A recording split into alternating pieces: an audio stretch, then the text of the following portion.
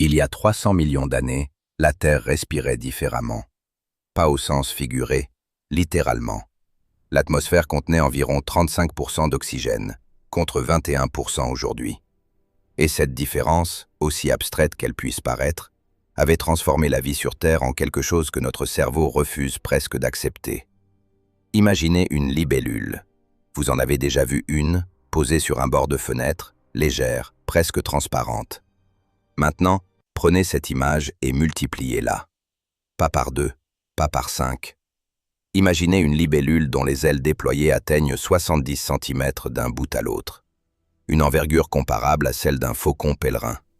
Un insecte qui vous regarderait dans les yeux si vous étiez assis, et dont le bourdonnement ressemblerait moins au fredonnement discret d'un été que grondement sourd d'une machine. Ce n'est pas de la science-fiction. Ce n'est pas un monstre sorti d'un film de série B des années 50.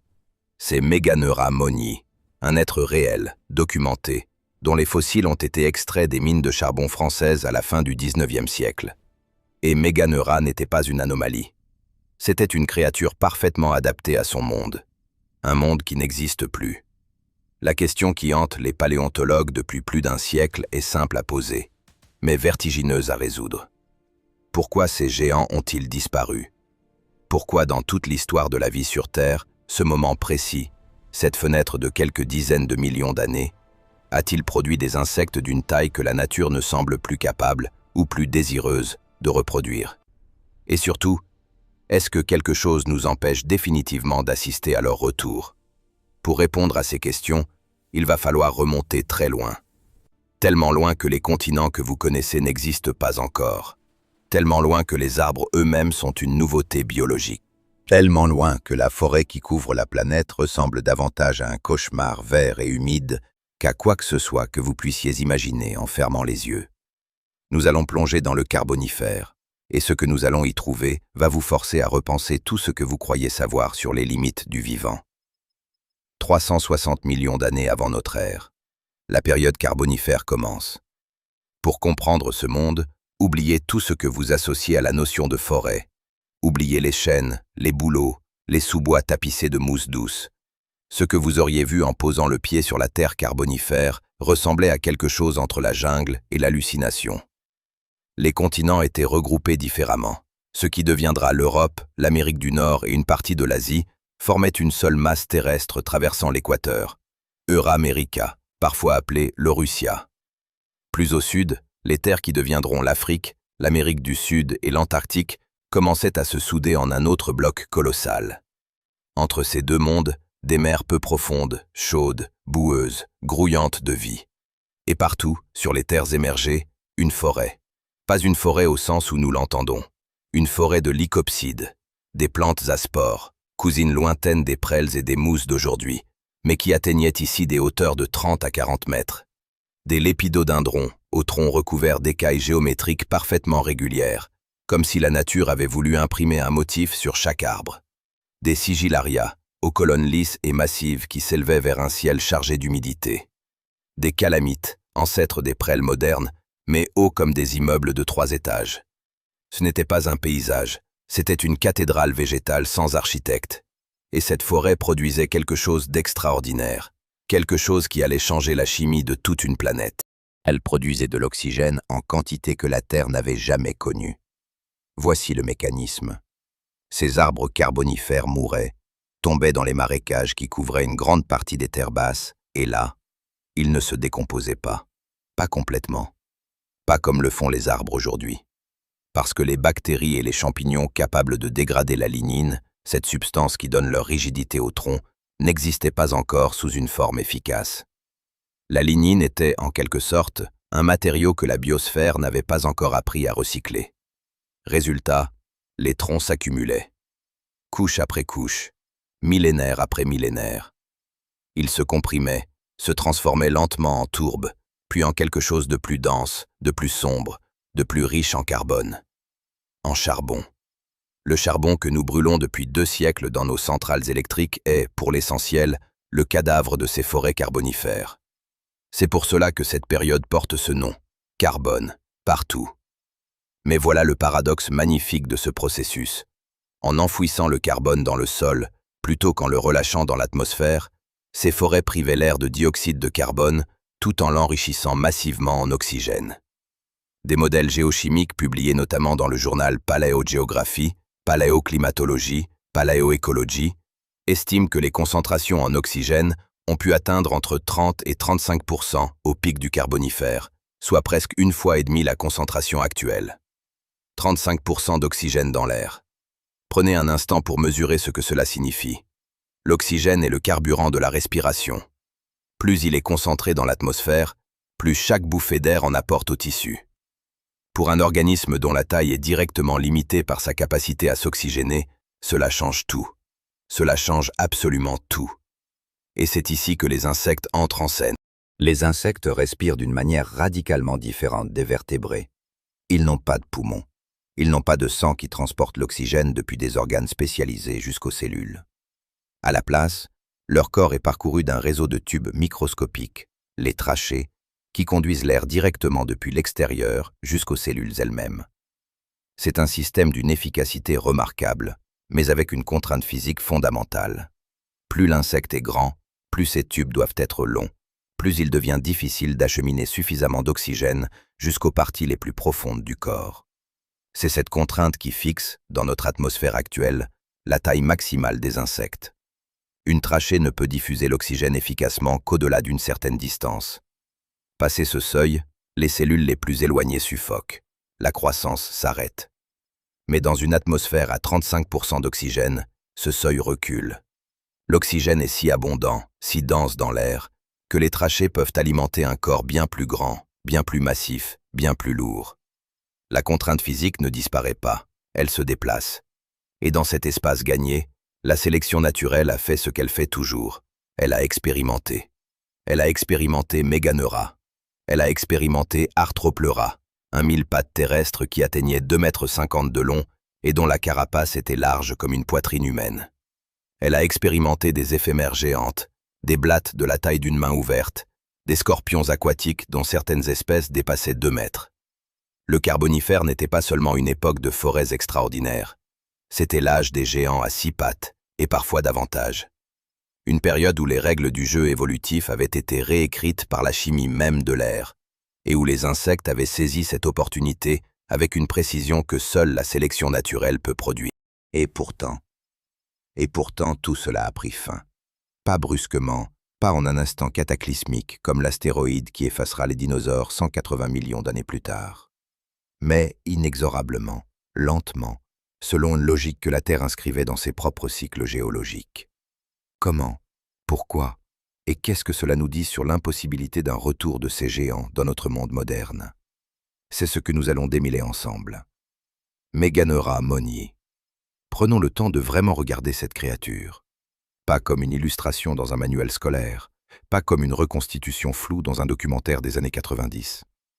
Regardons-la comme si elle était posée devant nous, ailes déployées, corps suspendu dans l'air chaud et saturé d'humidité de la forêt carbonifère. Son corps mesurait environ 45 cm de long. Ses ailes, 70 cm d'une pointe à l'autre. Elle pesait, selon les estimations biométriques les plus récentes, quelque chose de l'ordre de 100 à 150 grammes. Ce qui peut sembler peu, jusqu'à ce que vous réalisiez que la libellule la plus grande vivant aujourd'hui, Megaloprepus caerulatus, une espèce d'Amérique centrale, atteint péniblement 19 cm d'envergure. Meganeura était donc presque 4 fois plus grande que le plus grand insecte volant de notre époque. 4 fois. Et elle n'était pas fragile. Les analyses morphologiques de ces fossiles, notamment ceux conservés au Muséum national d'histoire naturelle de Paris, montrent une architecture alaire d'une sophistication remarquable. Les nervures de ses ailes formaient un réseau dense, triangulé, capable de supporter des charges aérodynamiques importantes. Elle n'était pas une créature lente et maladroite que sa taille aurait condamnée à un vol lourd. Selon les modélisations computationnelles publiées dans le Journal of Experimental Biology, Meganeura était probablement un prédateur aérien actif, capable de manœuvres rapides, de virages serrés, d'accélérations brusques. Elle chassait. Et elle chassait avec une efficacité redoutable. Ses yeux composés, comme ceux des libellules modernes, offraient un champ de vision quasi circulaire. 360 degrés de perception du mouvement. Dans la forêt carbonifère ou d'autres insectes géants, des amphibiens primitifs et des créatures dont nous n'avons parfois qu'un fragment d'os ou de carapace se disputaient l'espace, cette vision était une arme. Elle lui permettait de détecter une proie à plusieurs mètres, d'estimer sa trajectoire, de calculer le point d'interception avec une précision que nous associons aujourd'hui aux chasseurs les plus évolués. Mais voici quelque chose que peu de gens mentionnent lorsqu'ils parlent de Méganeura. Elle n'était pas seule au sommet. La forêt carbonifère n'était pas le royaume d'une seule espèce géante. C'était un écosystème complet, complexe, où la mégafaune arthropodienne occupait chaque niveau de la chaîne alimentaire, avec une diversité qui nous échappe encore partiellement aujourd'hui. Et pour comprendre pourquoi ces géants ont pu exister, il faut comprendre non seulement l'air qu'ils respiraient, mais aussi le monde dans lequel ils évoluaient. Un monde où leurs principaux concurrents n'étaient pas encore arrivés. Revenons 360 millions d'années en arrière. Les tétrapodes, les vertébrés terrestres à 4 membres, ancêtres de tout ce qui marchera, rampera, courra et volera sur la terre ferme jusqu'à aujourd'hui, existent déjà. Mais ils en sont à leurs balbutiements évolutifs. Les premiers amphibiens qui colonisent les terres émergées sont des créatures encore profondément liées à l'eau, maladroites hors de leur milieu aquatique, incapables de rivaliser sérieusement avec des arthropodes qui dominent les environnements terrestres depuis des dizaines de millions d'années de plus. Les insectes et leurs cousins arthropodes avaient sur les vertébrés terrestres une avance évolutive considérable. Ils avaient eu le temps de perfectionner leurs armures de chitine, leur système sensoriel, leur stratégie de reproduction. Dans cette compétition, les tétrapodes du Carbonifère étaient encore des apprentis. Et dans un monde sans oiseaux, sans chauves-souris, sans lézards agiles capables de gober en vol des proies de grande taille, les insectes géants n'avaient presque aucun prédateur aérien à redouter. Presque. Parce qu'ils se prédataient entre eux. C'est l'un des aspects les plus fascinants de cet écosystème carbonifère que les paléontologues ont commencé à reconstituer avec précision ces 2 dernières décennies. Des traces de morsures retrouvées sur des fossiles d'arthropodes, des associations de restes dans des dépôts lacustres, des analyses chimiques de l'isotope du carbone dans des carapaces fossilisées, tout cela converge vers un portrait d'un écosystème où les insectes géants occupaient simultanément les rôles de proie et de prédateurs, dans une pyramide alimentaire dont ils constituaient à la fois les fondations et le sommet. Méganeura se nourrissait probablement d'autres insectes, d'amphibiens juvéniles, peut-être d'arthropodes plus petits qu'elle pouvait saisir en vol ou au sol. Et elle était elle-même la proie potentielle des plus grands scorpions aquatiques qui peuplaient les marécages de cette époque, des Hybertopterus, dont certains spécimens atteignaient 1,50 m, et qui faisaient partie d'un groupe appelé les Eurypterides, parfois surnommés les scorpions de mer, bien que certains d'entre eux aient été capables de se déplacer sur Terre. Mais l'acteur le plus spectaculaire de cet écosystème n'était pas Méganeura, c'était Arthropleura. Arthropleura armata, un nom qui sonne comme une formule magique et qui désigne pourtant quelque chose de résolument concret, de résolument réel et de résolument dérangeant pour notre sens intuitif de ce à quoi un mille-pattes devrait ressembler. 2,50 m de long, 50 cm de large, un corps composé de 30 segments articulés, chacun recouvert de plaques de chitine épaisses et résistantes. Des dizaines de pattes coordonnées en une locomotion fluide et rapide, capable de propulser cette masse à travers la litière forestière du Carbonifère avec une efficacité que les paléontologues ont pu estimer grâce à quelque chose d'extraordinaire, des traces fossilisées. En Écosse, en Nouvelle-Écosse, en Allemagne, dans plusieurs sites carbonifères parmi les mieux préservés au monde, des empreintes d'Arthropleura ont été retrouvées dans d'anciennes couches de sédiments, parfois sur plusieurs mètres de longueur. Ces pistes fossiles constituent une aubaine pour la paléontologie, parce qu'elles ne montrent pas seulement la taille de la créature, elles montrent son allure. L'espacement entre les empreintes, leur profondeur, leur angle d'impact avec le sol, tout cela permet de reconstituer une biomécanique, de calculer une vitesse, de comprendre un comportement. Et ce que ces traces racontent est inattendu. Arthropleura n'était probablement pas un prédateur. Pendant longtemps, l'image de ce géant a été celle d'un prédateur massif, une sorte de broyeur d'arthropodes et d'amphibiens, un monstre des sous-bois carbonifères. Mais les analyses plus récentes de sa morphologie buccale, ainsi que des études isotopiques menées sur des fragments de cuticules fossilisés, publiées dans la revue Proceedings of the Royal Society B, suggèrent fortement qu'Arthropleura était herbivore, ou au moins opportuniste, se nourrissant principalement de matière végétale en décomposition, de spores, peut-être de champignons. Ce qui rend la chose encore plus vertigineuse. Parce que cela signifie que le plus grand arthropode terrestre de toute l'histoire de la vie sur Terre, un animal plus long qu'une voiture, plus massif qu'un homme adulte, était, en quelque sorte, l'équivalent carbonifère d'une vache. Un brouteur géant. Un transformateur de matière végétale en biomasse animale. Une créature dont la taille colossale n'était pas une arme, mais une conséquence.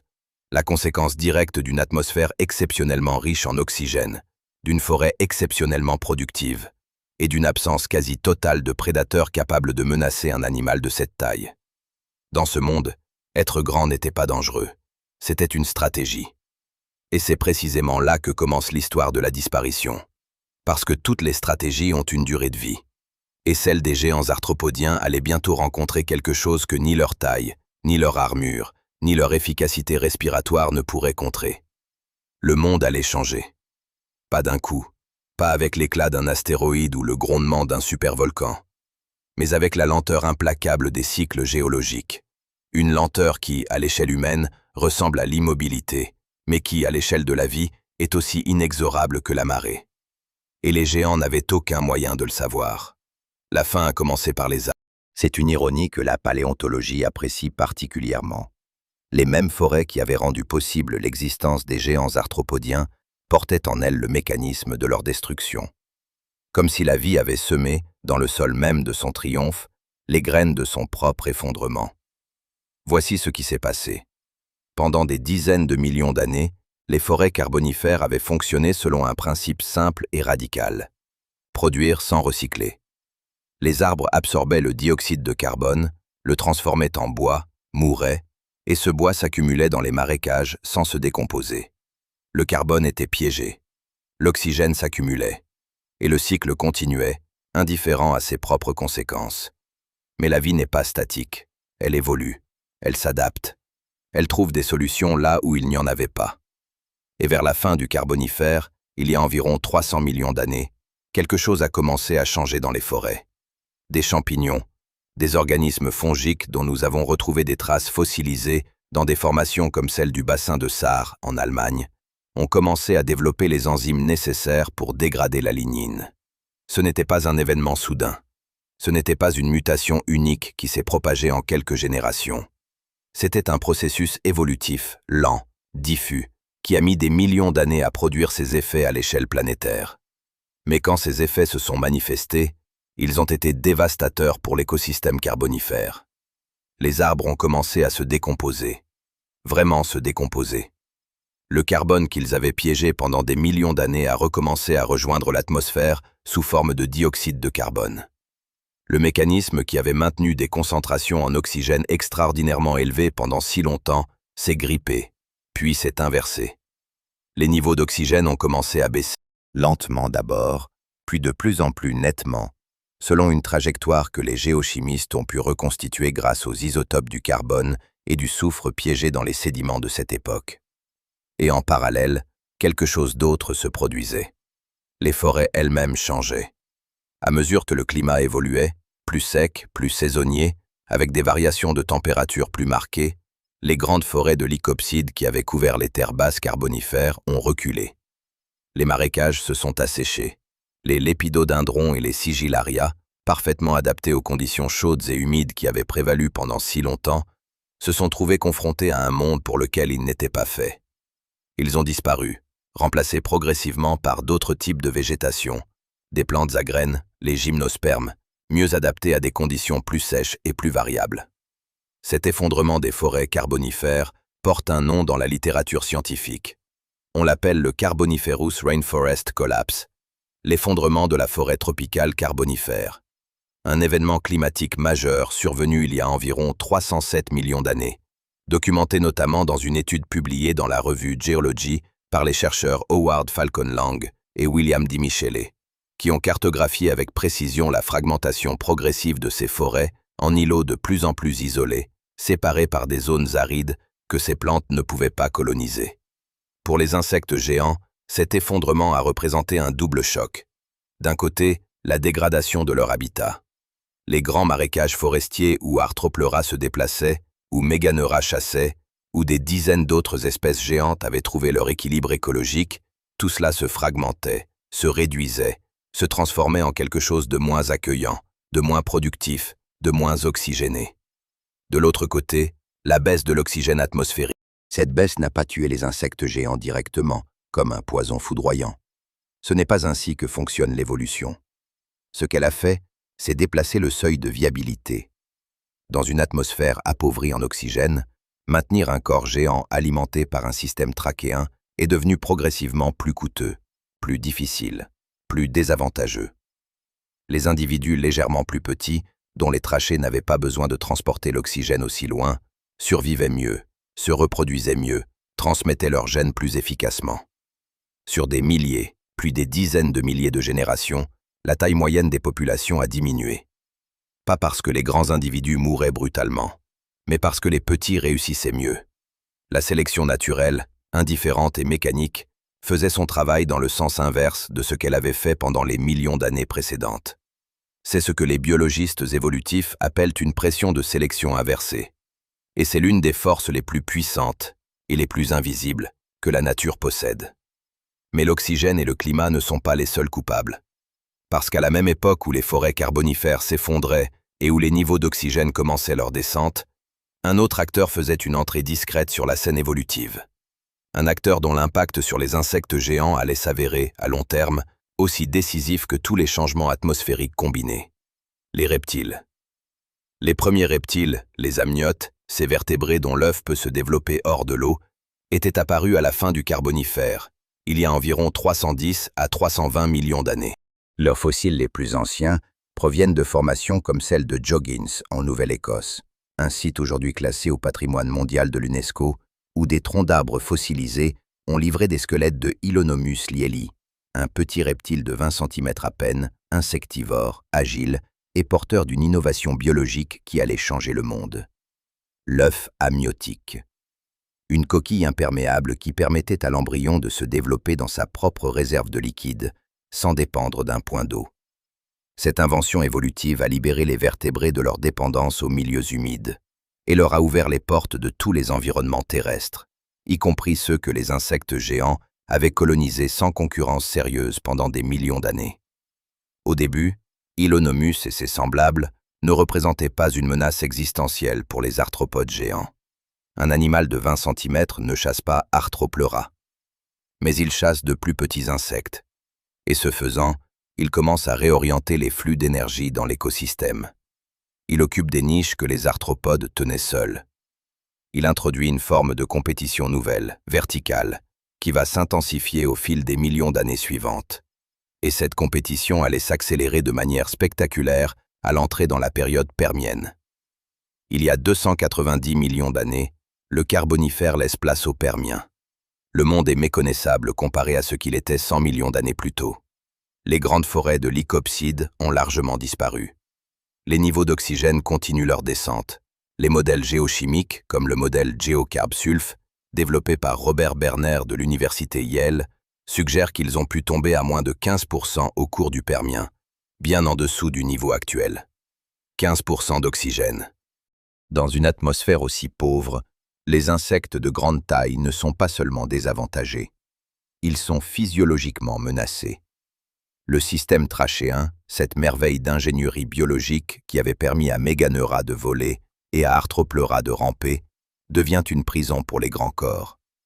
Les trachées ne peuvent tout simplement pas compenser la pauvreté de l'air ambiant en s'allongeant davantage.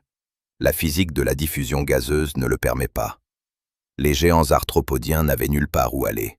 Et pendant ce temps, les reptiles évoluaient à une vitesse extraordinaire. Le Permien est l'une des périodes les plus créatives de toute l'histoire évolutive des vertébrés. En quelques dizaines de millions d'années, à partir de ce petit Hylonomus insectivore, la vie a produit une diversité vertigineuse de formes reptiliennes. Des herbivores massifs, des carnivores spécialisés, des formes semi-aquatiques, des créatures dont la silhouette préfigurait déjà, de loin, celle des futurs dinosaures.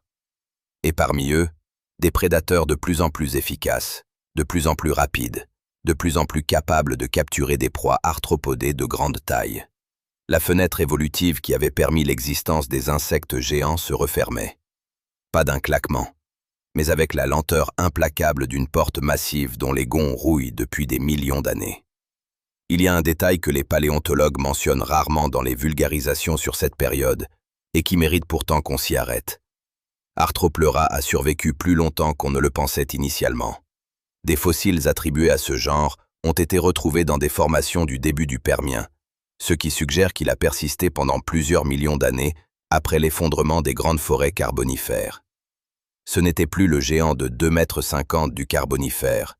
Les spécimens permiens semblent avoir été plus petits, plus modestes. Mais il était là. Il résistait. Il s'adaptait, à sa manière, à un monde qui lui devenait de moins en moins favorable. Et puis, à un moment que nous ne pouvons pas encore dater avec précision, il a disparu. Sans cri, sans trace spectaculaire, juste l'absence progressive d'une forme dans les archives fossiles, jusqu'au silence complet. C'est souvent ainsi que se passent les extinctions, non pas avec le fracas d'une catastrophe, mais avec le chuchotement d'une disparition progressive, que nous ne pouvons reconstituer qu'en cherchant, couche après couche, formation après formation, le dernier endroit où une espèce a laissé son empreinte dans la roche. Et c'est là que la question devient vraiment vertigineuse. Parce que tout ce que nous venons de décrire, la baisse de l'oxygène, l'effondrement des forêts, la montée des vertébrés compétiteurs, explique pourquoi les insectes géants ont disparu à la fin du Paléozoïque. Mais cela n'explique pas encore pourquoi ils ne sont jamais revenus. C'est la question qui devrait nous tenir éveillés. Parce que la Terre n'est pas restée pauvre en oxygène. Les niveaux ont fluctué, ils ont remonté.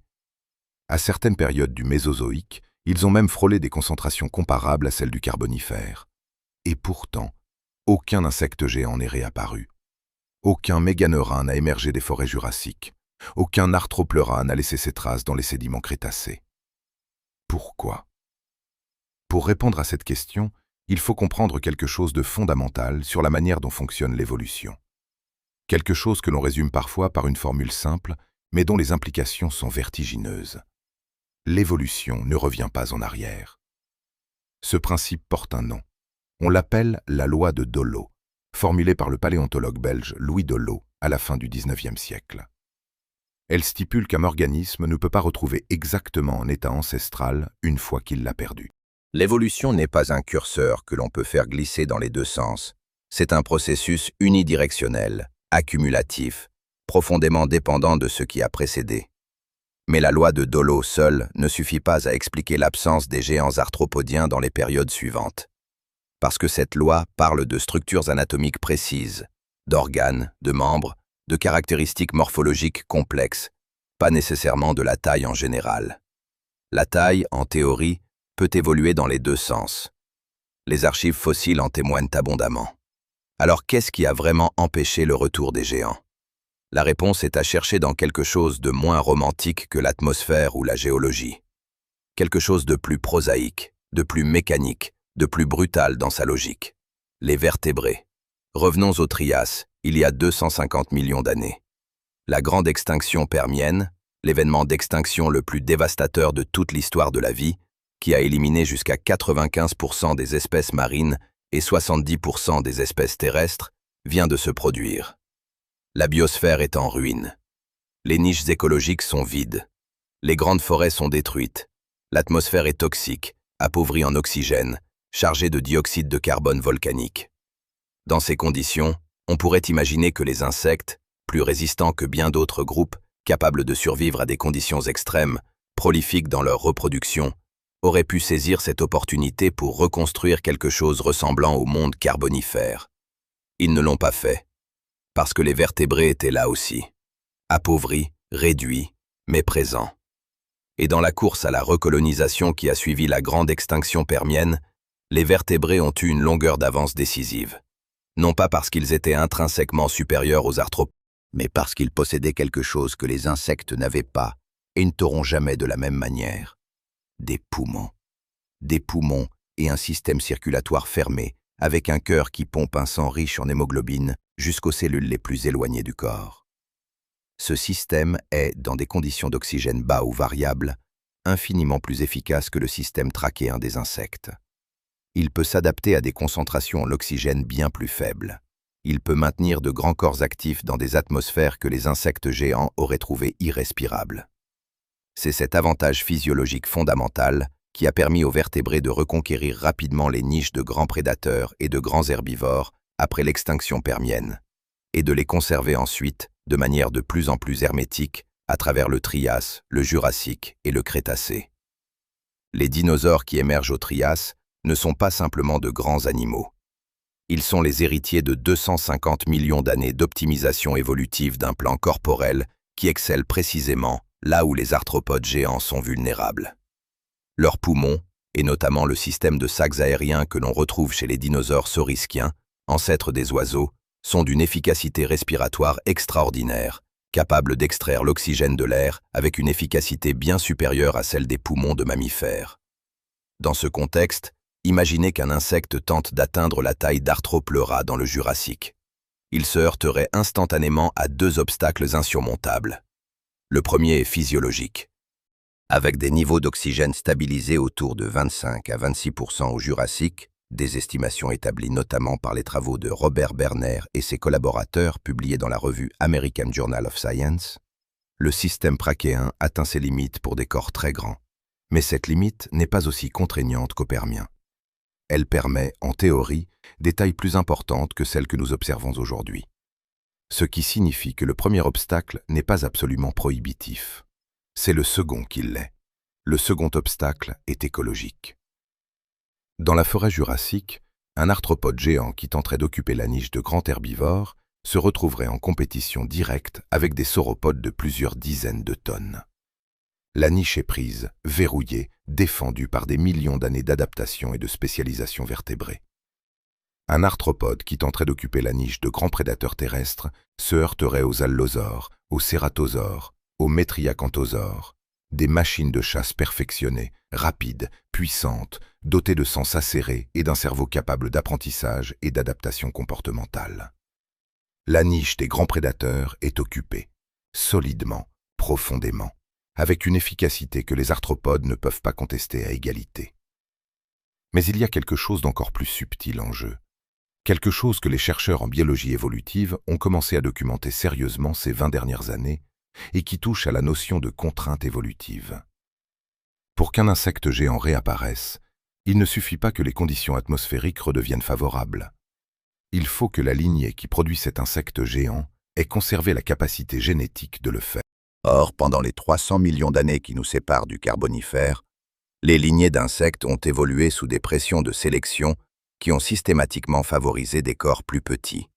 Les gènes régulateurs de la croissance, et notamment les gènes de la famille OX, qui contrôlent le développement du plan corporel chez tous les arthropodes, ont été progressivement reconfigurés en faveur de la miniaturisation. Ce ne sont pas des gènes qui ont disparu, ce sont des gènes qui ont été réglés différemment, au fil de millions de générations de sélection. Et défaire ce réglage n'est pas impossible en théorie, mais cela nécessiterait des millions d'années de pression sélective soutenue dans le sens inverse, dans des conditions environnementales stables et favorables à la grande taille. Des millions d'années pendant lesquelles les vertébrés, omniprésents et compétitifs, ne laisseraient probablement pas prospérer des insectes en route vers la gigantisme. C'est un cercle fermé. Une impasse évolutive que les paléobiologistes qualifient parfois de verrouillage écologique. Un état dans lequel un groupe d'organismes ne peut plus retrouver une configuration ancienne, non pas parce que les conditions physiques l'interdisent absolument, mais parce que l'écosystème lui-même s'est réorganisé de manière à rendre cette configuration non viable. Et ce verrouillage a été scellé de la manière la plus définitive qui soit, il y a 66 millions d'années. Parce que l'astéroïde du Yucatan, en éliminant les dinosaures non aviaires, n'a pas libéré les insectes. Il a libéré les mammifères. Et les mammifères, en exploitant l'opportunité offerte par cette extinction de masse avec une rapidité évolutive stupéfiante, ont colonisé toutes les niches que les dinosaures avaient occupées, et d'autres encore. Ils ont développé des formes volantes, les chauves-souris, qui sont devenus les prédateurs aériens nocturnes les plus efficaces que la Terre ait jamais portés. Ils ont développé des formes arboricoles, les primates, dont les mains habiles et les yeux frontaux font d'eux des chasseurs d'insectes redoutables. Ils ont rempli chaque recoin de l'écosystème terrestre avec une diversité et une efficacité qui ont définitivement condamné toute velléité de retour des arthropodes géants. Il y a pourtant une exception partielle à ce tableau. Une exception qui mérite qu'on s'y attarde, parce qu'elle illustre parfaitement les mécanismes que nous venons de décrire. Les îles. Sur certaines îles isolées, à l'abri de la compétition des vertébrés continentaux, les insectes ont parfois retrouvé une trajectoire vers des tailles plus importantes. La weta géante de Nouvelle-Zélande, Deinocrida heteracantha, peut atteindre jusqu'à 10 cm de long et peser 70 grammes, ce qui en fait l'un des insectes les plus lourds du monde actuel. Le phasme géant de l'île Lord Howe, Dryococellus australis, peut dépasser 15 cm. La blatte géante de Madagascar approche les 10 cm. Ces exemples sont révélateurs. Sur des îles où les mammifères prédateurs sont absents ou rares, où la compétition écologique est réduite, les insectes se dirigent spontanément vers des tailles plus grandes. Le mécanisme est là. La tendance est là. La capacité génétique de produire des corps plus grands, même si elle a été comprimée par des millions d'années de sélection inverse, n'a pas totalement disparu. Mais même dans ces conditions insulaires idéales, aucun insecte ne s'approche de la taille de Meganeura. Aucun mille-pattes insulaire ne rivalise avec Arthropleura. Ce qui confirme que l'oxygène atmosphérique reste la contrainte fondamentale, le plafond physique que la biologie ne peut pas dépasser, quels que soient les facteurs écologiques. Et c'est précisément ce plafond qui rend le retour des géants carbonifères non pas improbable, mais physiquement impossible dans notre monde actuel. À moins que l'atmosphère ne change radicalement. Ce qui nous amène à une question que certains chercheurs ont osé poser, et dont la réponse est à la fois fascinante et profondément inconfortable. Que se passerait-il si les niveaux d'oxygène remontaient à 35%? C'est une expérience de pensée, un exercice intellectuel que les biologistes et les paléontologues pratiquent avec une prudence calculée, parce que les implications de la réponse débordent rapidement du cadre strictement scientifique. Mais c'est une question légitime, et elle mérite une réponse honnête. Commençons par ce que la physique nous dit. Si les concentrations en oxygène atmosphérique atteignaient 35%, le système trachéen des insectes redeviendrait capable d'alimenter des corps significativement plus grands que ceux que nous observons aujourd'hui. Les modélisations biophysiques publiées notamment dans le Journal of Insect Physiology confirment que la corrélation entre oxygène atmosphérique et taille maximale des insectes est robuste. Elle se vérifie non seulement dans les archives fossiles, mais aussi dans des expériences menées en laboratoire sur des espèces vivantes. Ces expériences sont remarquables. Des chercheurs de l'Université d'Arizona, dirigés par John Harrison, ont élevé plusieurs générations de blattes et de coléoptères dans des chambres artificielles enrichies en oxygène. Les résultats publiés dans la revue Proceedings of the National Academy of Science ont montré que les insectes élevés dans des atmosphères à 31% d'oxygène atteignaient des tailles significativement supérieures à ceux élevés dans l'air normal. Certaines espèces ont montré des augmentations de masse corporelle de plus de 20% en seulement quelques générations. 20% en quelques générations. Ce n'est pas Meganeura, mais c'est une démonstration que la contrainte est réelle et que son relâchement produit immédiatement des effets mesurables sur la taille des insectes. Alors oui, si l'oxygène remontait à 35%, les insectes grossiraient. Probablement pas jusqu'aux dimensions carbonifères en quelques millénaires. Probablement pas jusqu'à Arthropleura en quelques millions d'années, compte tenu du verrouillage écologique que nous avons décrit. Mais ils grossiraient. Les espèces actuellement proches des limites de taille imposées par leur système trachéen, certains coléoptères géants, certains phasmes, certaines sauterelles tropicales, verraient ces limites reculer. Et dans les niches insulaires déjà propices au gigantisme, l'effet pourrait être spectaculaire. Mais voilà où la question devient inconfortable. Une atmosphère à 35% d'oxygène n'est pas seulement une aubaine pour les insectes. C'est une catastrophe potentielle pour presque tout le reste. L'oxygène, à haute concentration, est un oxydant puissant, trop puissant. Au-delà de certains seuils, il devient directement toxique pour les cellules vivantes. C'est ce qu'on appelle le stress oxydatif, un mécanisme bien documenté en biologie cellulaire. Mais avant même d'atteindre la toxicité directe, une atmosphère hyperoxique présente un autre danger, bien plus immédiat et bien plus spectaculaire. Le feu. Dans une atmosphère à 35% d'oxygène, presque tout brûle. Presque tout brûle facilement, intensément, avec une violence que notre expérience quotidienne du feu ne nous prépare pas à imaginer. Des matériaux qui ne s'enflamment pas dans notre atmosphère actuelle deviendraient des combustibles. La végétation humide, les mousses, les bois verts, Tout cela pourrait prendre feu dans des conditions qui nous sembleraient inoffensives. Et ce n'est pas une spéculation, c'est de l'histoire.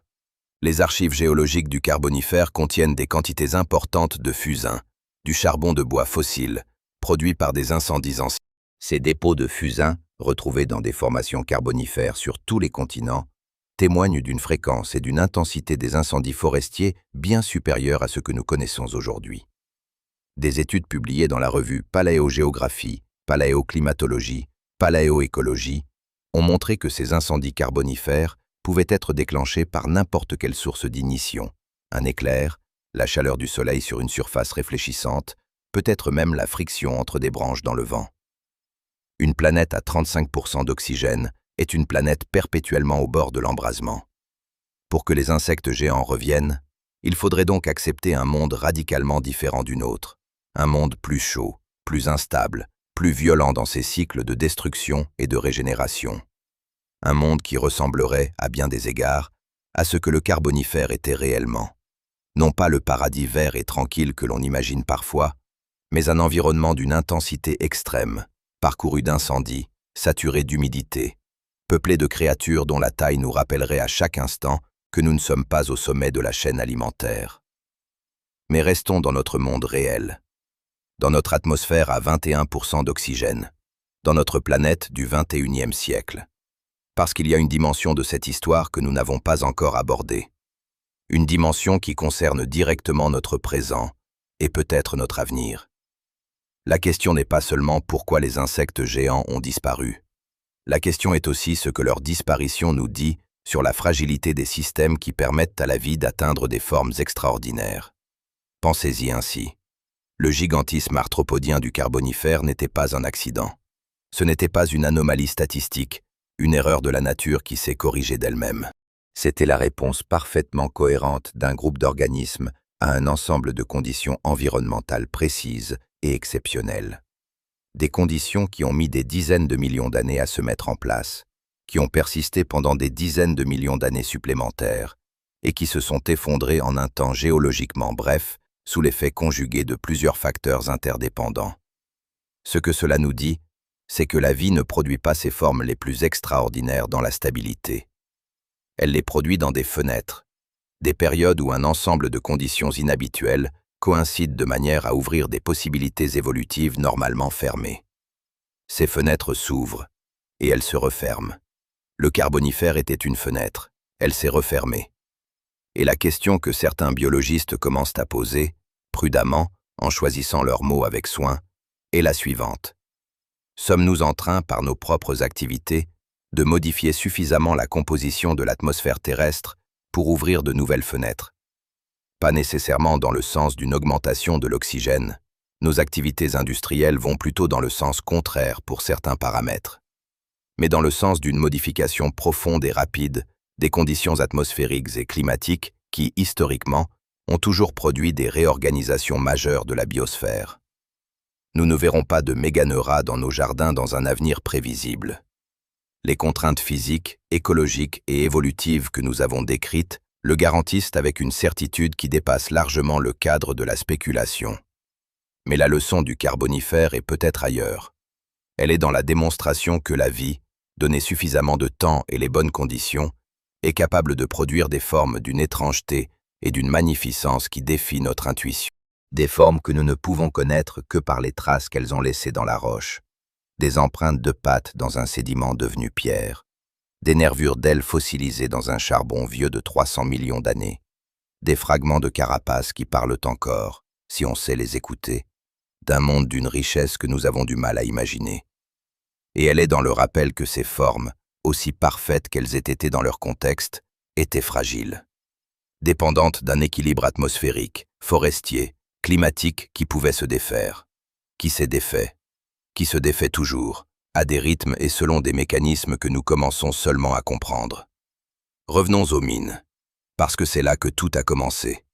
Pas dans un laboratoire universitaire, pas dans une salle de conférence scientifique, dans l'obscurité humide et étroite d'une mine de charbon française, à la fin du XIXe siècle, entre les mains d'ouvriers qui ne cherchaient pas des fossiles, mais du combustible. En 1880, un ingénieur des mines du nom de Charles Brongniart reçoit un fragment de roche extrait des mines de Commentry dans l'Allier, en France centrale. Ce fragment contient l'empreinte partielle d'une aile d'insecte. Mais une aile d'une taille que Brongniart n'avait jamais vue, que personne n'avait jamais vue. Une aile dont les nervures fossilisées témoignent d'une créature qui ne ressemble à rien de ce que le monde vivant peut encore produire. Brongniart comprend immédiatement qu'il tient quelque chose d'exceptionnel. Il contacte son collègue paléontologue Édouard-Louis Trouessart, et ensemble ils décrivent, en 1885, ce qu'ils appellent Meganeura monii, le genre Meganeura, du grec méga, grand, et neuron, nervure, et l'espèce monii, en hommage à un géologue local qui avait facilité l'accès aux mines.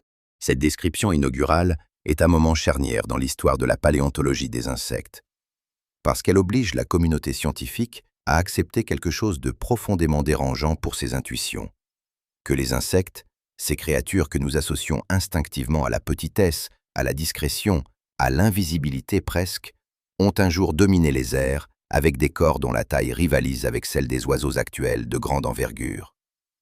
La réaction initiale de certains contemporains de Brongniart illustre parfaitement ce dérangement. Plusieurs scientifiques ont contesté l'interprétation, suggérant que les fragments fossilisés appartenaient peut-être à plusieurs individus différents, ou qu'il s'agissait d'une erreur d'estimation des proportions. La taille semblait trop improbable pour être vraie. Mais les mines de Commentry ont continué à livrer leurs secrets. D'autres fragments ont été extraits, d'autres empreintes ont été décrites, et progressivement, l'accumulation des preuves a rendu la contestation intenable. Meganeura était réel, ses dimensions étaient exactes, et les mines de charbon françaises, avec leur ironie géologique profonde, avaient préservé pendant 300 millions d'années le souvenir d'un monde que personne n'aurait pu imaginer. Aujourd'hui, les spécimens les plus complets de Meganeura sont conservés au Muséum national d'histoire naturelle de Paris. Ils sont extraordinaires, non pas parce qu'ils sont spectaculaires au premier regard, les fossiles d'insectes, même géants, restent des empreintes bidimensionnelles dans la roche, des fantômes plats et discrets, mais parce que la précision des détails qu'ils préservent permet aux paléontologues modernes de travailler avec des outils que Brongniart n'aurait pas pu imaginer.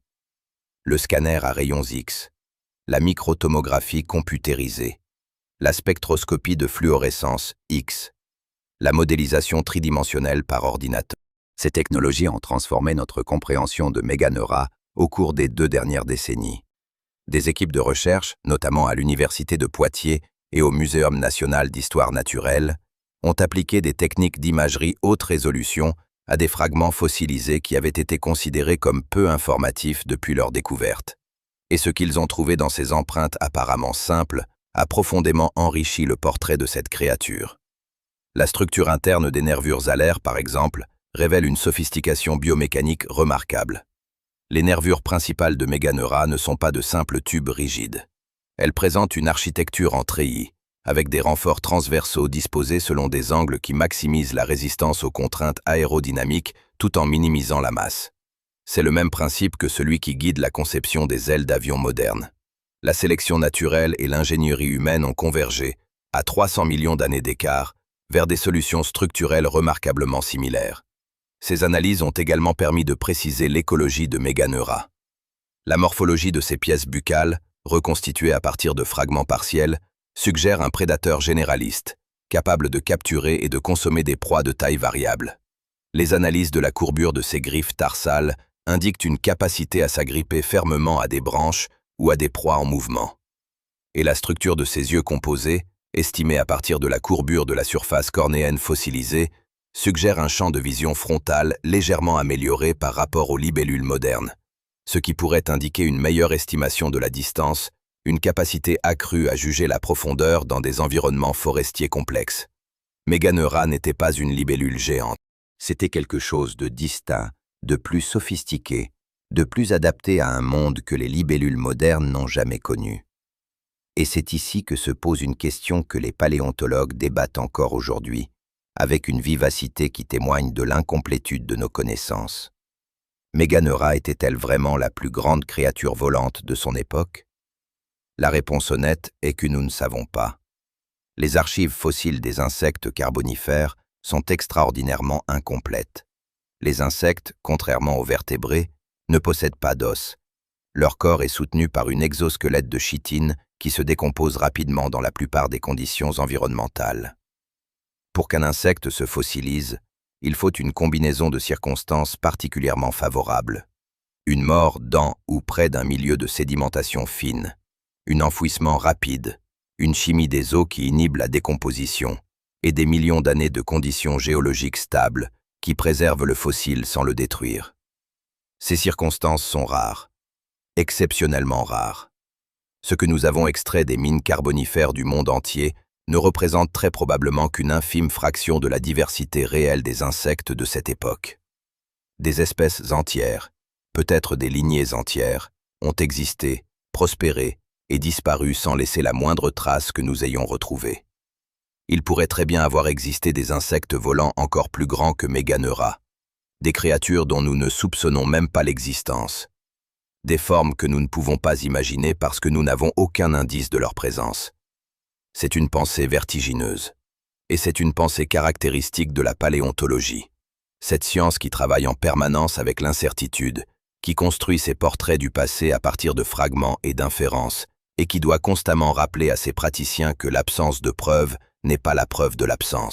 Il y a pourtant un site fossilifère qui a changé notre compréhension de la diversité des insectes carbonifères d'une manière que personne n'avait anticipée. La formation de Mason Creek dans l'Illinois, aux États-Unis. Mason Creek est l'un des sites paléontologiques les plus extraordinaires du monde, non pas parce qu'il livre des spécimens spectaculaires par leur taille, mais parce qu'il préserve quelque chose de bien plus précieux, la diversité. Les conditions particulières de sédimentation dans cet ancien delta fluvial, il y a environ 309 millions d'années, ont produit des concrétions de carbonate de fer, des nodules de roche qui se forment rapidement autour des organismes morts et les préservent dans un détail exceptionnel. Dans ces nodules de Mason Creek, les paléontologues ont retrouvé des milliers d'insectes carbonifères de toute taille et de toute morphologie. Des créatures ailées dont certaines n'ont aucun équivalent vivant. Des formes intermédiaires entre des groupes que nous pensions distincts, des stades larvaires d'espèces dont nous ne connaissions que les adultes, des insectes avec des combinaisons de caractères anatomiques qui défient nos systèmes de classification actuels. Mason Creek nous a rappelé que le Carbonifère était non seulement l'époque des géants, mais aussi l'époque de la diversification explosive des insectes, la période durant laquelle la plupart des grands groupes d'insectes modernes ont établi leurs plans corporels fondamentaux. Les coléoptères, les blattes, les libellules, les éphémères, les sauterelles. Toutes ces lignées trouvent leurs racines dans le Carbonifère. Et Mason Creek nous permet d'observer ce processus de diversification à un niveau de détail qui serait impossible à atteindre dans presque n'importe quel autre site du monde. C'est cette diversité qui rend la question du gigantisme carbonifère encore plus fascinante. Parce que le gigantisme n'était pas la règle, il était l'exception. La vaste majorité des insectes carbonifères étaient de taille normale, comparable à celle de leurs équivalents modernes. Ce qui signifie que la haute concentration en oxygène n'imposait pas la grande taille, elle la permettait. Elle ouvrait une possibilité que certaines lignées ont explorée et que d'autres ont ignorée, selon des dynamiques écologiques et évolutives que nous ne comprenons pas encore entièrement.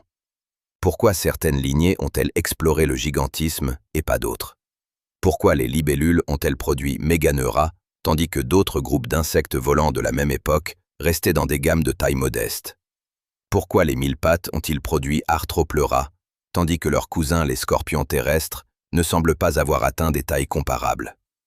Ces questions n'ont pas de réponse définitive.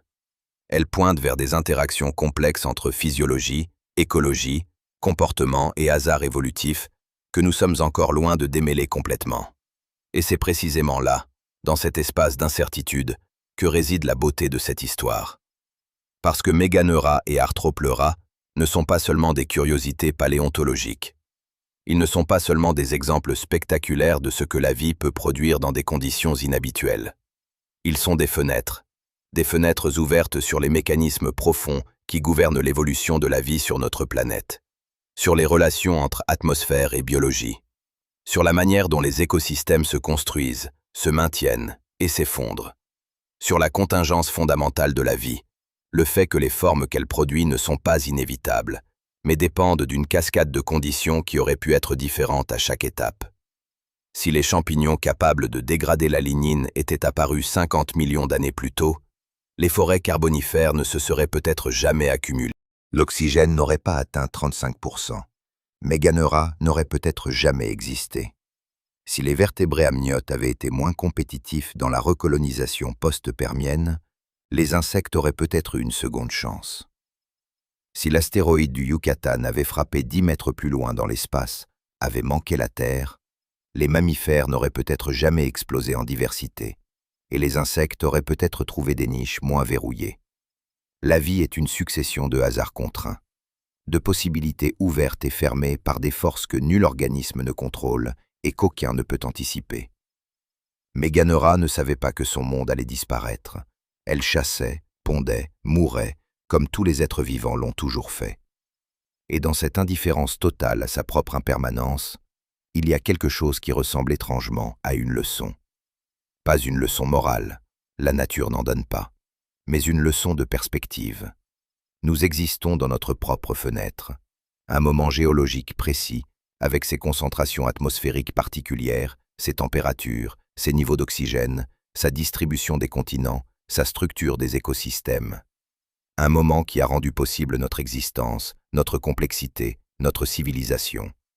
Et un moment qui, comme tous les moments géologiques qui l'ont précédé, a une durée limitée. Les archives fossiles ne nous disent pas que tout se terminera mal.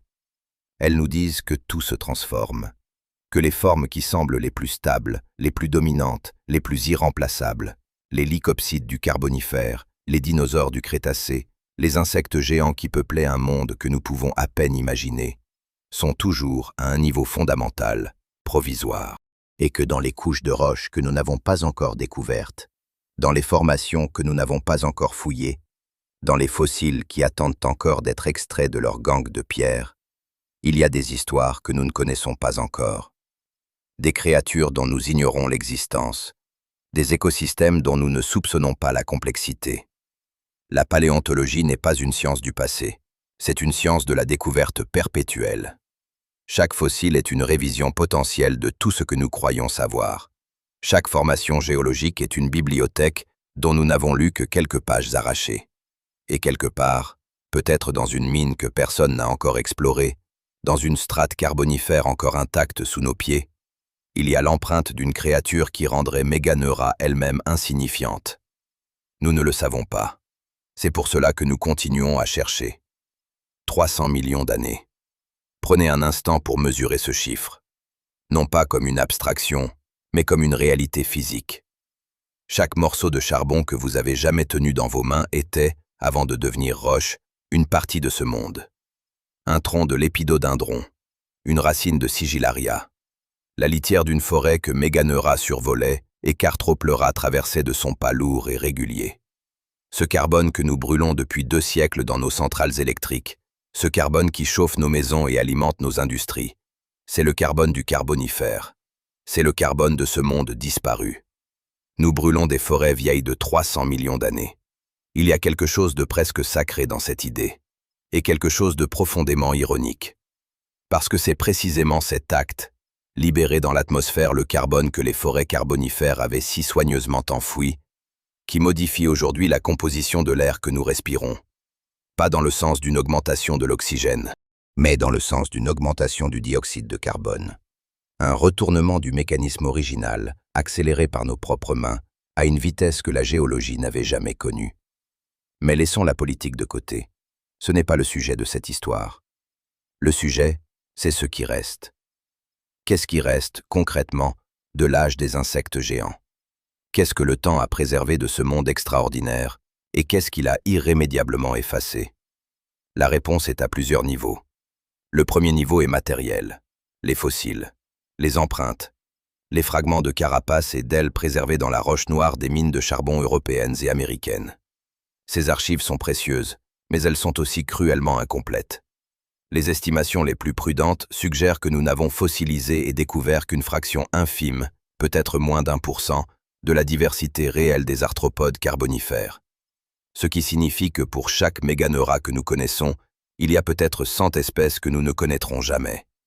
Des créatures qui ont vécu, qui ont laissé leur empreinte dans l'écosystème de leur temps, et qui ont disparu sans trace dans les archives géologiques. C'est une perte que nous ne pouvons pas quantifier. Et c'est une raison de traiter avec une humilité particulière toute affirmation trop définitive sur ce que le Carbonifère était ou n'était pas.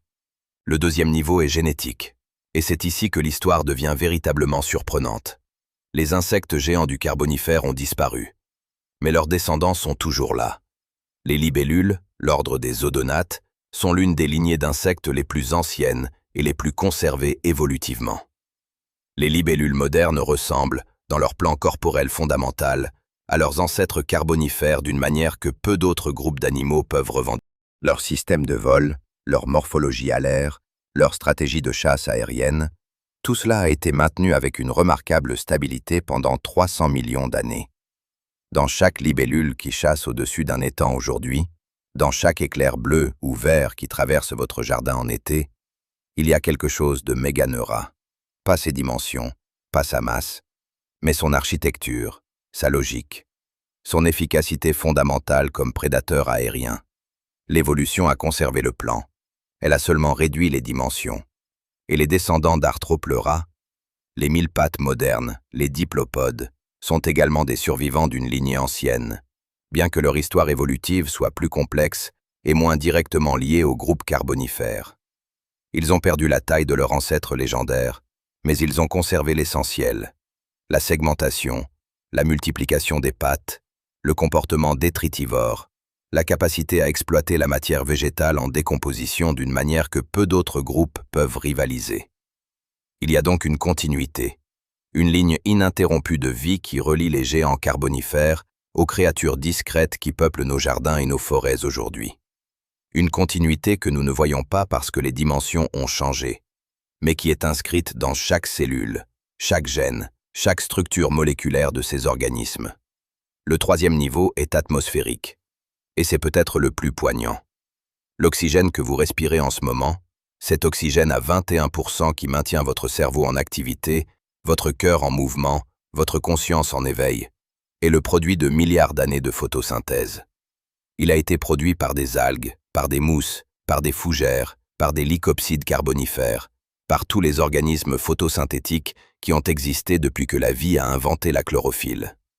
Il a traversé les corps de créatures innombrables. Il a alimenté des métabolismes depuis longtemps éteints. Il a été respiré par Meganeura. Il n'est évidemment pas le même oxygène, les molécules se renouvellent constamment. Mais le cycle est le même, la chimie est la même. La relation fondamentale entre la vie photosynthétique et la vie qui respire est exactement la même qu'elle était au Carbonifère. Nous sommes, en un sens, les héritiers de cette chimie, les bénéficiaires de 300 millions d'années d'accumulation et de transformation atmosphérique, et les acteurs, qu'on le veuille ou non, de la prochaine étape de cette transformation. Mais revenons aux questions ouvertes, parce qu'il en reste, et elles méritent d'être posées clairement. La première concerne la taille réelle de Meganeura. Les estimations actuelles, 70 cm d'envergure, 45 cm de longueur corporelle, sont basées sur des fragments. Des fragments exceptionnellement bien préservés pour des insectes carbonifères, mais des fragments quand même. Aucun spécimen complet de Meganeura n'a jamais été retrouvé. Ce que nous connaissons de ces dimensions provient d'extrapolations à partir de portions d'ailes et de segments corporels. Il est possible que nos estimations soient légèrement surévaluées. Il est également possible qu'elles soient sous-évaluées. La deuxième question ouverte concerne le comportement. Nous savons avec une relative certitude que Meganeura était un prédateur actif. Mais chassait-elle seule ou en groupe? Était-elle diurne, nocturne ou crépusculaire? Ses larves, comme celles des libellules modernes, étaient-elles aquatiques? Si oui, dans quel type de milieux aquatiques évoluaient-elles et quelle proie chassait-elle? Ces questions sont pour l'instant sans réponse, faute de fossiles de stade larvaire clairement attribuables à Meganeura. La troisième question est peut-être la plus fondamentale. Elle concerne le lien de causalité entre oxygène et gigantisme. Nous avons présenté ce lien comme établi, et il l'est dans ses grandes lignes. Mais les détails mécanistiques restent débattus. Est-ce que la haute teneur en oxygène permettait directement des corps plus grands en repoussant les limites du système trachéen? Ou est-ce qu'elle agissait de manière plus indirecte, en permettant des métabolismes plus intenses qui favorisaient une croissance plus rapide et une reproduction plus précoce des grands individus? Ou encore, et c'est une hypothèse minoritaire mais sérieuse, soutenue notamment par des travaux publiés dans la revue Évolution, est-ce que le gigantisme carbonifère était principalement une réponse à la compétition et à la prédation interspécifique, l'oxygène n'étant qu'un facteur permissif parmi d'autres? Ces nuances ne remettent pas en cause le tableau général, mais elles rappellent que la science ne fonctionne pas par certitude définitive. Elle fonctionne par modèles successivement affinés, par hypothèses testées et révisées, par accumulation patiente d'évidences qui convergent, ou divergent, vers une compréhension toujours incomplète, mais toujours plus précise.